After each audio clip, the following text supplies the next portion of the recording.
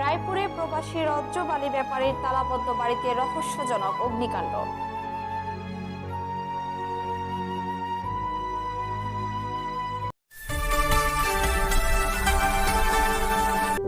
BD Meghna News 24।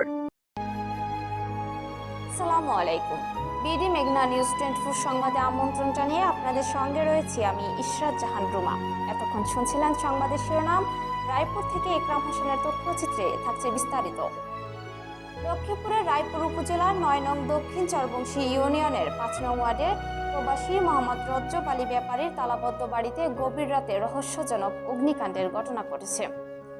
এতে ঘরের অনেক গুরুত্বপূর্ণ আসবাবপত্র পুড়ে ছাই হয়ে যায়। ঘটনাস্থলে পেট্রোলের গন্ধ ও খালি স্প্রে বোতল পাওয়ার দাবিকে ঘিরে এলাকায় নাশকতার সন্দেহ তৈরি হলেও বিষয়টি এখনও তদন্তাধীন। রবিবার দিবাগত রাতের শেষ প্রহরে ফজরের নামাজ শেষে বাড়ি ফেরার সময় স্থানীয় মুসল্লি মোহাম্মদ বাচ্চু মিয়া প্রথমে বাড়ির ভেতর থেকে আগুনের লেলিহান শিখা দেখতে পান। তিনি সঙ্গে সঙ্গে এলাকাবাসীকে খবর দিলে সবাই ঘটনাস্থলে ছুটে আসেন। পরে বাড়ির দায়িত্বে থাকা ব্যক্তিকে ডেকে তালা খুলে আগুন নিয়ন্ত্রণে আনার চেষ্টা শুরু করা হয়। খবর পেয়ে রায়পুর ফায়ার সার্ভিস ঘটনাস্থলে পৌঁছে স্থানীয়দের সহযোগিতায় আগুন সম্পূর্ণ নিয়ন্ত্রণে আনে।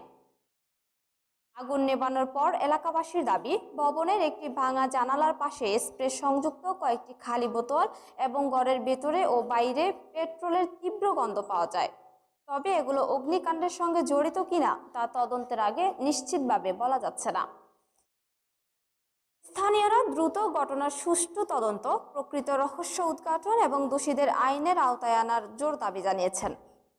উল্লেখ্য, হাজী আসলাম ব্যাপারীর বাড়ির মৃত আকবর আলী ব্যাপারীর ছেলে প্রবাসী মোহাম্মদ রজ্জব আলী ব্যাপারী বর্তমানে বিদেশে অবস্থান করেছেন এবং তার স্ত্রী সন্তান ঢাকায় অবস্থান করায় ঘটনাকালে বাড়িটি তালাবদ্ধ ছিল। এই বিষয়টা আমাদেরকে জানাবেন, কি দেখছিলেন এবং পরবর্তীতে কি হয়েছে? না, আসলে আমি তো ওই ফজর 7:30টার দিকে আমি উঠছি। ওইটা আমি মসজিদে আজান দিছি। আমি যখন দেখছি যে হুজুরে উঠে নাই, পরে আমি আজান দিছি। আজানটা 5টা জামাত হয়েছে। জামাত শেষ করে আমি আর বসি না, আমি আবার সকালে একটু হাঁটা চলা করি। তো আমি এদিকে ওই আমাদের ঘরটাও ফাঁসে, যে ঘরে আগুন লাগছে আর কি। তো আমি শুনছি যে কি ফুটতে আছে, আওয়াজ করতে, হ্যাঁ আওয়াজ হইতে আছে। পরে আমি আগে দেখি যে খালি ধোঁয়ায় সবে এই হয়ে গেছে। হ্যাঁ, বিল্ডিং এর 5:30 থেকে ধোঁয়া হইতেছে। পরে আমি আমাদের এলাকাবাসী ডাকলাম যে আগুন আগুন করে চিৎকার করলাম। পরে সবাই আসলো, আসার পরে আগুন নিভাইলাম এবং ফায়ার সার্ভিস খবর দিলাম। পরে ওনারাও আসছে, আমরাও চেষ্টা করছি আগুন নিভাইছে আর কি।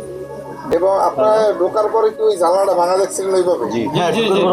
হ্যাঁ, আমার এলাকাবাসী দেখছে আর কি। জানি চাইছি, উঠাইছি, আমি এদিকে ছিলাম। ঘুমেতে উঠার পরে দেখছি এই জানালাটা ভাঙ্গার পেট্রোলের বোতল আসছিল এক জায়গায়, আর পিচকারিটা ছিল এক জায়গায়। পশ্চিমে ছিল পিচকারি বোতল, দক্ষিণে ছিল বোতলটা। এতক্ষণ আমাদের সাথে থাকার জন্য ধন্যবাদ। নতুন নতুন আপডেট পেতে আমাদের BDMN24 ফেসবুক পেজটি ফলো করে বিডি মেঘনা নিউজ 24 ইউটিউব চ্যানেলটি সাবস্ক্রাইব করুন। আমাদের ওয়েবসাইট ভিজিট করুন www.bdmeghnanews24.com। পরবর্তী সংবাদ দেখার আমন্ত্রণ জানিয়ে বিদায় নিচ্ছি। আল্লাহ হাফেজ।